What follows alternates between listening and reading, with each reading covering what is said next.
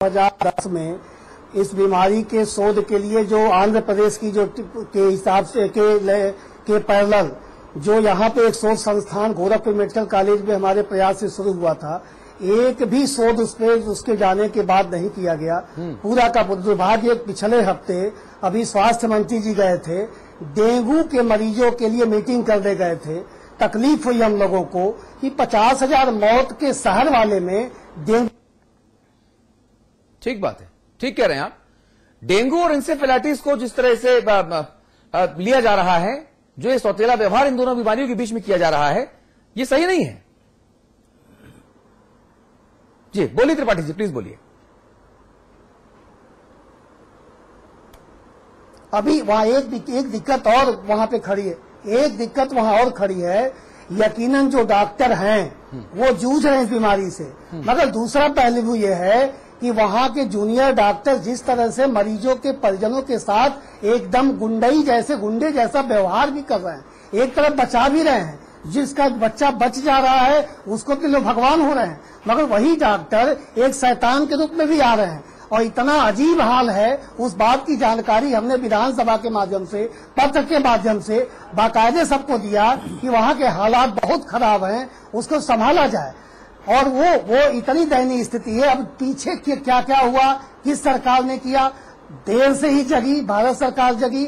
अगर वो कुछ पैसा दे रहे हैं मगर वो नाकाफी है, जितनी पूरी शिद्दत से लगा जाना चाहिए नहीं हो पा रहा है। विधानसभा में हम लोग हंगामा करते हैं, उसके लिए सड़कों पे लोग उतरते हैं, आश्वासन मिल रहा है, हो कुछ नहीं रहा। वो मौत का मौत दर मौत हम सभी राजनीतिक और सत्ता नशीनों के या विपक्ष के माथे पर उस बच्चों के कलंक जा रहे हैं, मौत के कलंक अभी भी जा रहे हैं। अभी भी आपने हमारे 20 करोड़ दर्शकों के सामने, जिस क्षेत्र से आप चुनकर आते हैं, जिस क्षेत्र में आपने पत्रकारिता की, जिस क्षेत्र में आप राजनीति कर रहे हैं, उसी क्षेत्र में जो बच्चे मारे जा रहे हैं, उनको बचाने के लिए कोई भी आश्वासन, कोई भी भरोसा और कोई भी कार्यक्रम का ऐलान करने का आपने हमारे चैनल पे अभी कोई बात ऐसी नहीं कही। हम केवल आरोप लगा रहे हैं। दिक्कत यह है त्रिपाठी जी,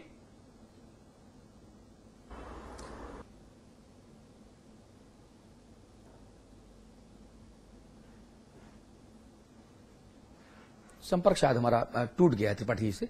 शुक्ला जी, यही वादा मैं आपसे भी लेना चाहता हूं। जिंदाबाद मुर्दाबाद, रामलला हम आएंगे, मंदिर वहीं बनाएंगे, सब ठीक है, बनाते रहिए मंदिर मस्जिद, लेकिन हमारे देश के नौनिहालों को तो जीवित रखिए, तभी मंदिर का फायदा है, तभी मस्जिद का फायदा है। भाई साहब, मैं आपकी बातों से पूर्णतः सहमत हूं और मैंने निवेदन किया है कि इसी संदर्भ में भारतीय जनता पार्टी के प्रदेश नेतृत्व ने, लक्ष्मीकांत वाजपेयी जो प्रदेश अध्यक्ष है, उन्होंने एक समीर कुमार सिंह जो हमारे प्रदेश के मंत्री हैं, उनके नेतृत्व में बनाया और वो आज भी गोरखपुर मेडिकल कॉलेज के लोगों के साथ मिलकर करके वहां के जो मरीज हैं, उनके परिजन हैं, उन सभी लोगों के बीच में कार्य कर रहे हैं। और हम लोगों ने बहुत साथ दिया कि आप वहीं रहिए और रह करके जितनी भी सुविधा उनको हो सके करिए। हम लोग भी अपने तरफ से जो संभव होगा वो करेंगे। इस संदर्भ में हमारे सांसद योगी आदित्यनाथ है, वो भी वहां कर रहे हैं और हमेशा कई वर्षों से वो लगातार आंदोलन चला रहे हैं। हम सब लोग, ऐसा नहीं है, अब डॉक्टर तो जरूर नहीं है, लेकिन प्रयत्न ये करते हैं कि जितने भी बच्चों को बचा सके वो बचाने का प्रयत्न करते हैं। पांडे साहब, डॉक्टर पांडे, ये जो टीका बता रहे हैं, इसकी कॉस्ट भारतीय रुपया में कितनी होगी? मुझे एक ओवरव्यू दे पाएंगे क्या? जो प्राइवेट सेक्टर में उपलब्ध है अतुल जी, उसकी कास्ट तो एग्जैक्ट हमें इस समय नहीं पता है। लेकिन बहुत महंगा टीका नहीं है, यकीनन बहुत महंगा टीका नहीं है। 100 रुपए का, 100 रुपए, 50 रुपए? 100 तो नहीं है, हाँ 500-700 के बीच में होगा। ठीक है, चलिए 500, ठीक है, हम एक बेस प्राइस 500 मान लेते हैं। मैं त्रिपाठी जी आपसे और शुक्ला जी आप दोनों से, बहन कुमारी मायावती जी को लाखों रुपए की माला पहनाई जाती है। नसीमुद्दीन सिद्दीकी आगे कहते हैं कि मनुवादी चूंकि चिढ़ते हैं इसलिए इस माला को पचा नहीं पा रहे। त्रिपाठी जी, मेरा विनम्रता से निवेदन है कि बहन कुमारी मायावती जी को जो मालाएं पहनाई जाती हैं, क्या वो मालाएं और मोटी नहीं हो सकती अगर हम इन बच्चों के टीकाकरण के नाम पर वो मालाएं पहनवाएं? बहन जी खुद इस बात का ऐलान करें और जो फंड इकट्ठा हो उस फंड से बहुजन समाज पार्टी की तरफ से क्वालिफाइड डॉक्टर्स इन टीके को खरीदकर एडमिनिस्ट्रेट करें। कितना पैसा लगेगा? अगर 5,000, 10,000, 20,000 50,000 टीके भी लगने हैं, कितना पैसा लगेगा? बहुजन समाज पार्टी के पार्टी फंड में इतना पैसा है? नहीं, मैं अतुल जी मैं आपसे आप कहां से? नहीं अतुल जी आप उस माले के जिक्र को इंसेफ्लाइटिस के मरीजों के बच्चों के टीकाकरण से जो जोड़ रहे हैं, अगर उस टीके का खरीद अगर प्रदेश सरकार से करना है तो बिल्कुल हमारी नेता के पास इस बात के लिए कहीं कोई फंड की कमी नहीं, न दिल की कमी। लेकिन वह फंड डॉक्टर साहब भी बता रहे, अगर आप समझ रहे हैं इस बात को कि वह जो टीका है वो फॉरेन से सप्लाई इसको होना है, भारत सरकार से लेना है। इस नाते यह स्थिति है, वो टीके की सप्लाई भारत सरकार को करनी थी। आप लोगों के पास संख्या बल भी है और बाहुबल भी है, बुद्धि बल भी है, वाक चातुर्य भी है। आप दबाव बना सकते हैं त्रिपाठी जी, बिल्कुल। वो मानने वालों वो दबाव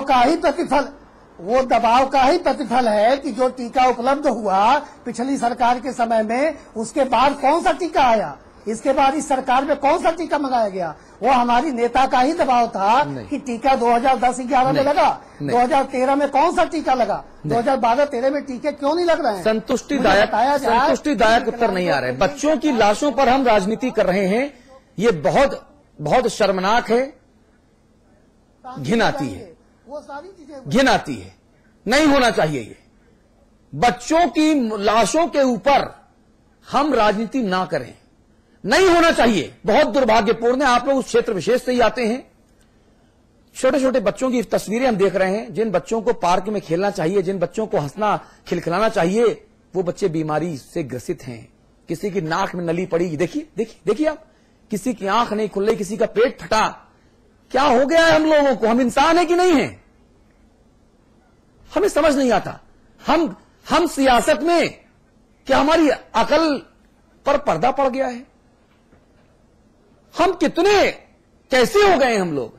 हम छोटे छोटे बच्चों को सामने मरते देख रहे हैं, तब भी कोई प्रयास नहीं कर रहे। हमें खनन माफिया प्यारा है, हमें तमाम मलाईदार विभाग प्यारे हैं, हमें सरकार में किसको मंत्री रखना, किसको हटाना, किसको गिराना, किसके पास क्या विभाग है, हमें यह आता है। लेकिन 50,000 से ज्यादा बच्चे मर गए। हम इनके मां बाप के प्रति जवाबदेह नहीं है। हम किस मुंह से इन पूर्वांचल के क्षेत्र में जाते हैं वोट मांगने के लिए? हमको शर्म आनी चाहिए। एक भी बच्चा अगर इस बीमारी से मरता है तो ये राजनेताओं की और हमारे सिस्टम की नाकामी है और ये बच्चों की हत्या है। ये हमारा संपादकीय पक्ष है। डॉक्टर साहब, बहुत त्वरित तरीके से, बहुत संक्षेप में, अगर आप इस बीमारी से बचाव के बारे में कुछ प्रकाश डाल पाए तो। पहली बात तो यह है कि लोग, जनता में इस तरह जागरूकता लिया जाए कि मच्छर से बचाने के लिए लोग जो है नेट का इस्तेमाल करें, मच्छरदानी का इस्तेमाल करें, फुल बांह तक कमीजें पहने, और टीकाकरण को सरकार भी जो है इंटीग्रेटेड फार्म, जैसे अभिषेक जी ने कहा, इंटीग्रेटेड सेंटर और स्टेट दोनों गवर्नमेंट मिल करके पहले से पॉलिसी डिसाइड कर लें और इसको एरिया वाइज, जैसे और सारे डीपीटी, मीजल्स, तरह तरह बीसीजी के टीके नेशनल इम्यूनाइजेशन शेड्यूल राष्ट्रीय टीकाकरण अभियान में लगे हैं, उसी तरह क्षेत्रीय आधार पर इसे राष्ट्रीय टीकाकरण अभियान में सम्मिलित किया जाए और समय रहते इनको प्रभावी तरीके से उनको सभी को लगवाया जाए, सुनिश्चित किया जाए। निश्चित तौर से इसमें रोकथाम होगी। हालांकि इस दिशा में काम पहले भी हुआ है, अब भी हो रहा है, नए नए टीके भी विकसित हो रहे हैं, थोड़े दिन में जहां तक है आ भी जाएंगे। लेकिन थोड़ा सा इसमें राजनीतिक और प्लस जो है सारे लोगों को, डॉक्टर्स को भी, पॉलिटिशियंस को भी, गवर्नमेंट ऑर्गेनाइजेशन को भी, सबकी इच्छा शक्ति लाने की जरूरत है कि हर आदमी को पीछे नहीं भागना है, सबको आगे आने की जरूरत है। अच्छा रोकथाम हो जाएगी, ऐसा कोई बात नहीं है। आंध्रा में हो गया, थाईलैंड में उन्मूलन हो गया, तो हमारे यहाँ भी हो जाएगा थोड़ा सा और नहीं। लेकिन हमारे नेताओं की इच्छा शक्ति तब दिखती है जब अपने तनख्वाह बढ़ाने हो, अपने भत्ते बढ़ाने हो, अपने फायदे के अध्यादेश लेकर आने हो, तब इच्छा शक्ति दिखती है। कोई विरोध नहीं होता, ध्वनि मत से ही सारी महत्वपूर्ण चीजें पास हो जाती हैं। लेकिन ऐसी चीजों पर हमारे राजनेताओं का ध्यान तक नहीं जाता। अमिताभ जी, संपादक की टिप्पणी। देखिए, दो बातें इसमें बड़ी महत्वपूर्ण मेरी समझ में आई है। एक तो डॉक्टर पांडे को के जो अति आशावाद है उसको मैं नमन करता हूं। 32 बरस हमको मौत का आंकड़ा गिनते हुए हो गया, उन्होंने कहा हो जाएगा, कोई चिंता की बात नहीं। अच्छी बात है, आमीन, आपके मुंह में घी शक्कर। लेकिन हमारी आंखें पथरिया गई 32 साल से यही देखते देखते। पांडे जी,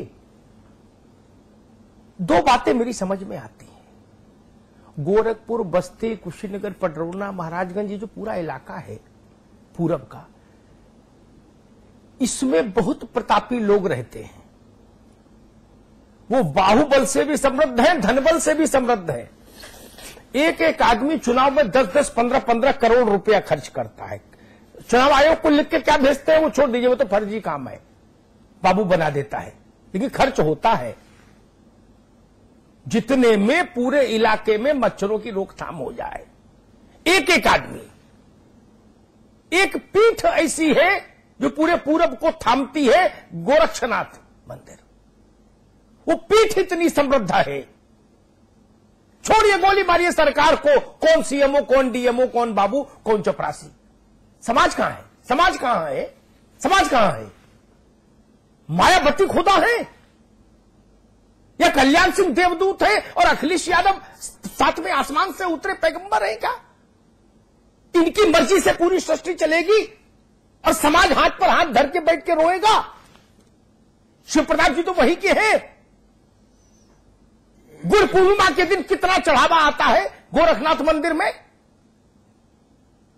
मच्छर खिचड़ी जिसको बोलते हैं, मच्छरदानी नहीं पड़ सकती, उसके लिए इंटीग्रेटेड फंड चाहिए, WHO की चिट्ठी चाहिए, भारत सरकार की और स्टेट सरकार के बीच में लिखा पढ़ी होनी चाहिए। उस लिखा पढ़ी की रेलम पेल में 10-5 हजार बच्चे मर जाए तो कोई चिंता नहीं, लेकिन होना चाहिए। मैं नाम नहीं लूंगा, बनारस के 100 लोगों को व्यक्तिगत तौर पर मैं जानता हूं जो समृद्ध है, बहुत समृद्ध है। दिल्ली और नोएडा में उतने समृद्ध लोग मिलना मुश्किल हो जाएगा, इतने समृद्ध लोग हैं। राजेश त्रिपाठी भी जानते हैं, शुक्ला जी भी जानते हैं। क्या की पहल समाज ने? बाबा विश्वनाथ का मंदिर उस इलाके में क्या पहल की? मंदिर पर सोने की परत चढ़े, इस पर दिमाग लग रहा है। बच्चे मर रहे हैं।